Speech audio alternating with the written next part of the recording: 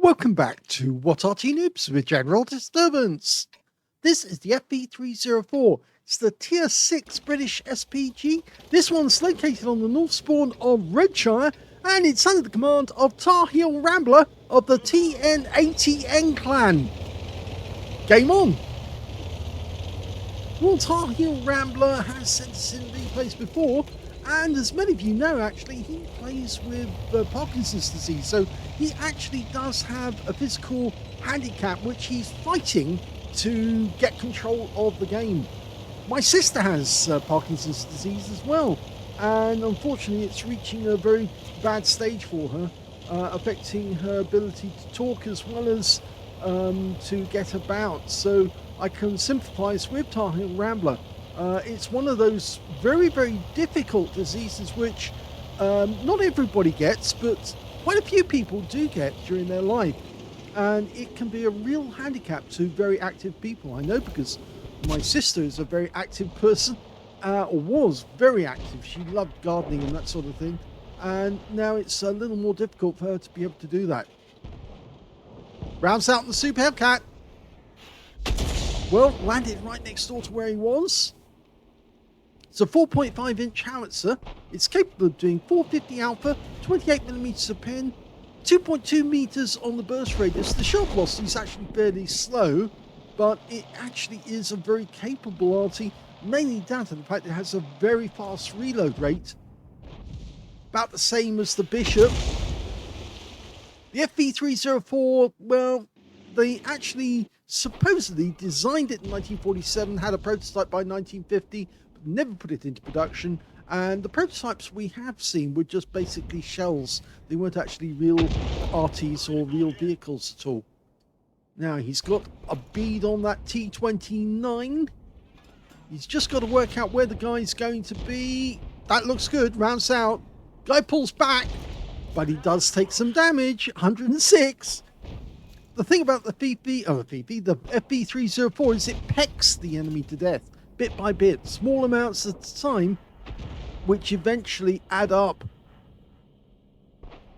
Okay, he's looking at the tanks underneath the Zeppelin. The M445 is a little more difficult to get at.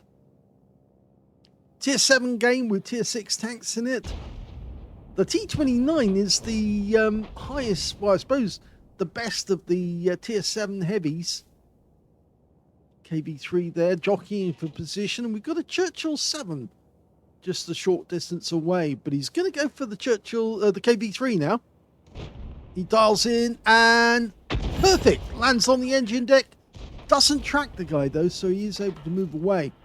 Now we just see there's a Tiger 2 Kuro. In fact, that's a new tank for me. Haven't seen that one before. You can see it does look like a Tiger 2.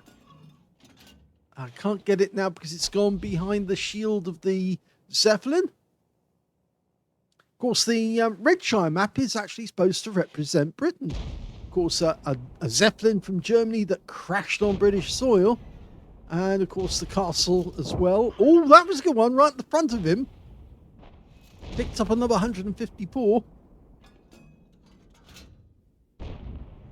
Of course, the Westfield map. Oh, that was it. Oh, he killed him. He killed him. He must have wiped him out with that last shot. Well, that's the turn up for the books. That was a good kill. I wonder if he ammo-racked him. We'll have to find out later on at the end of the game, because it might have been that he hit a shell and the shell went off and bang, out the game the enemy went. I was about to say the Westfield map is supposed to represent Scotland, actually. That's why in the music for that particular map you hear bagpipes. But I've actually switched the music off on our stream for a very good reason. Unfortunately, World of Tanks don't actually... Well, they have given us permission to use their music, but there's people out there who would try to actually take advantage of you. And that was a beautiful hit there for 180. He's a one-shot now. Can definitely get the kill. Rounds out. This could be a kill shot. It is. Nicely done. 2 kills now. Well, the reason I mention about this and copyright really is that somebody tried to copyright one of what Arty Noobs videos just recently. It was a custom-made video, one of the intros that we put on our channel. And yes, they tried to say it was their work. A little difficult to do that because it actually mentions and shows our name. So I don't think you can do that. And besides, the video that was actually produced was produced by a company that we paid for. So we can actually show the bills and receipts to that company to say, yes, we definitely purchased it and we have the rights, the sole rights to use it. In fact, I don't think anyone else would like to use it simply because it would actually have our name on it. Well, the remaining tanks there are being very, very cagey and very difficult to hit. He fires one in at Tiger, but pulls back immediately. And although we can see that one of their heavies is pushing, it's the MX M445, he's pushing that Churchill 7 as a mobile piece of armor. A huge wrecker's armor, yes. Fires the round in, and again he moves to avoid. Yes, he's just acquired a few meters of extra steel as armor, but it doesn't stop him dying, and he's just gone down to our KV3.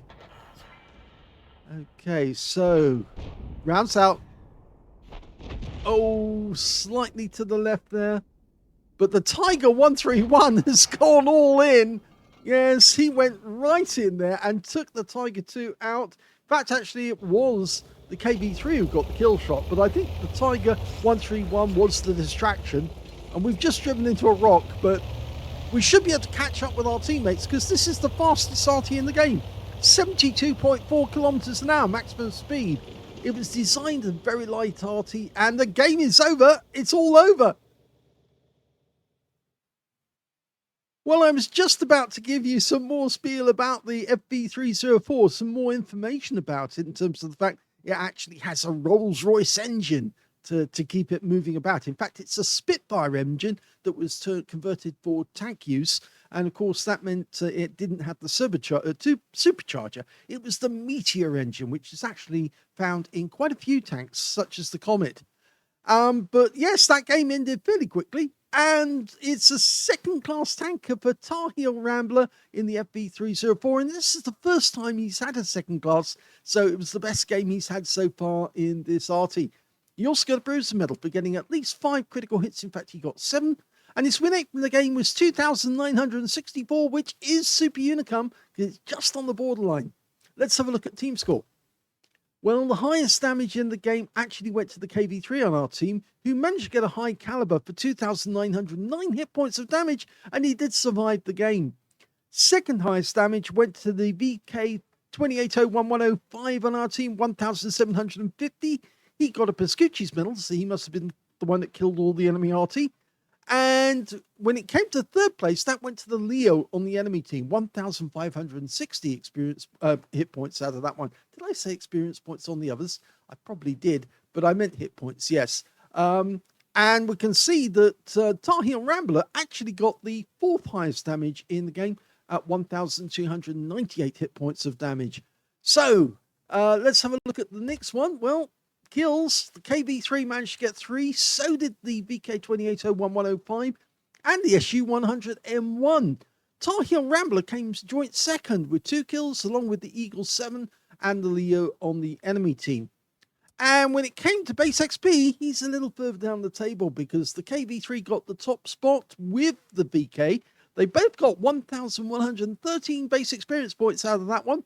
816 went to the Tiger 131 in second place, and third place went to the T29 with 746. But you can see here that TarheelRambler got 609, which is better than all the tanks on the enemy team, and he's actually in 6th place when it comes to base XP.